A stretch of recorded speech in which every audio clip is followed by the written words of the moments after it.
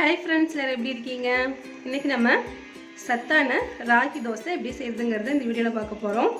ராகி மாவு பாசிப்பருப்புலாம் சேர்த்து ரொம்ப ஹெல்த்தியாவும் டேஸ்டாவும் செய்ய போறோம். இப்போ நம்ம இந்த டேஸ்டியான பிரேக்ஃபாஸ்ட் ரெசிபி எப்படி செய்யறதுங்கறத வீடியோல போய் பார்த்தறலாம். ஃபர்ஸ்ட் அதுக்கு ஒரு பாத்திரத்துல அரை கப் அளவுக்கு பாசிப்பருப்பு எடுத்துக்கேன். சிறு பருப்பு நம்ம இந்த பொங்கல் எல்லாம் செய்வோம் இல்லைங்களா, அந்த பருப்பு தான். அதை சேர்த்துக்கலாம். ஒரு டேபிள் ஸ்பூன் அளவுக்கு கடலைப்பருப்பு எடுத்துருக்கேன், அதையும் சேர்த்துக்கலாம். நல்லா வாஷ் பண்ணிவிட்டு இது ஒரு 1 hour நம்ம ஊற போட்டுறணும். நல்லா வாஷ் பண்ணி எடுத்துக்கலாம்.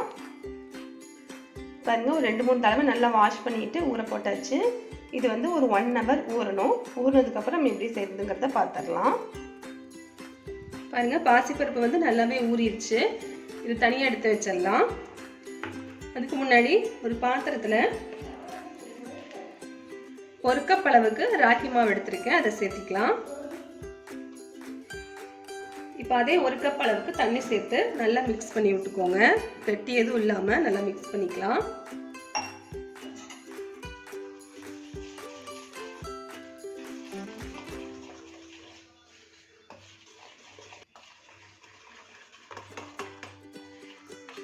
நல்லா இந்த மாதிரி மிக்ஸ் பண்ணியாச்சு. இது ஒரு 5 நிமிஷம் இருக்கட்டும்.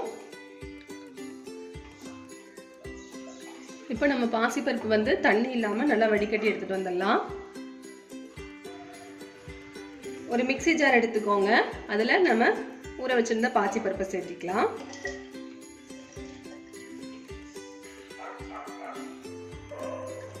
பாசிப்பருப்பை மிக்ஸி ஜாரில் சேர்த்தியாச்சு. இப்போ இதுலேயே ஒரு 1/2 ஸ்பூன் அளவுக்கு சீரகம் சேர்த்திக்கலாம்.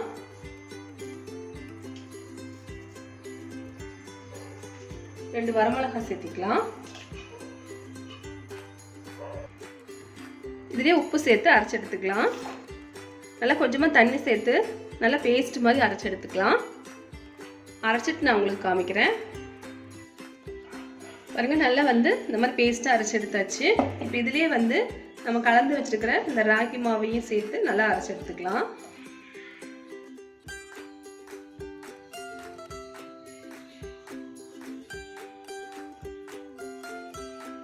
கொஞ்சமாக தண்ணி ஊற்றி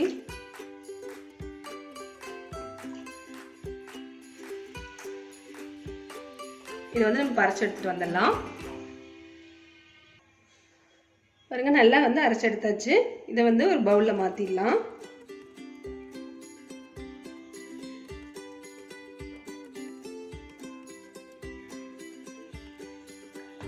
மாவு பார்த்தீங்கன்னா இந்த கன்சிஸ்டன்சியில் இருக்கணும், தோசை மாவு பதத்துக்கு.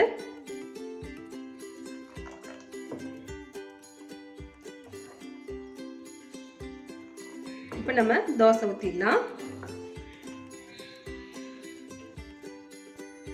இப்போ தோசைக்கெல்லாம் அடுப்பில் வச்சு காஞ்சிருச்சு. இப்போ நம்ம தோசை ஊற்றிக்கலாம்.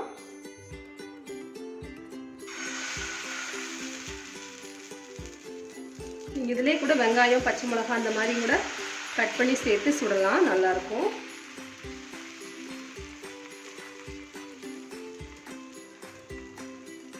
கொஞ்சமாக சுற்றி எண்ணெய் விட்டுக்கலாம்.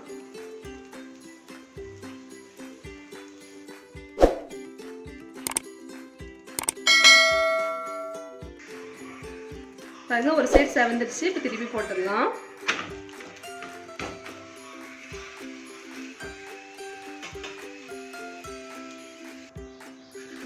பாருங்க, 2 பக்கம் நல்லா செவந்துடுச்சு. இப்போ நம்ம எடுத்துடலாம்.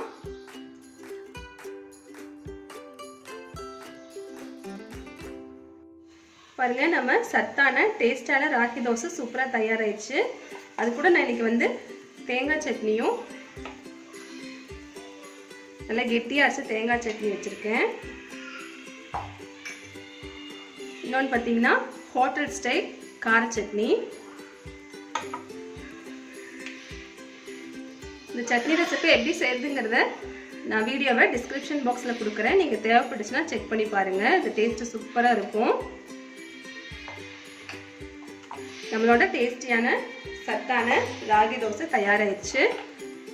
நீங்களும் ட்ரை பண்ணி பார்த்துட்டு எப்படி இருந்துச்சுன்னு உங்கள் ஃபீட்பேக்கை கமெண்ட் பாக்ஸில் சொல்ல மறந்துடாதீங்க.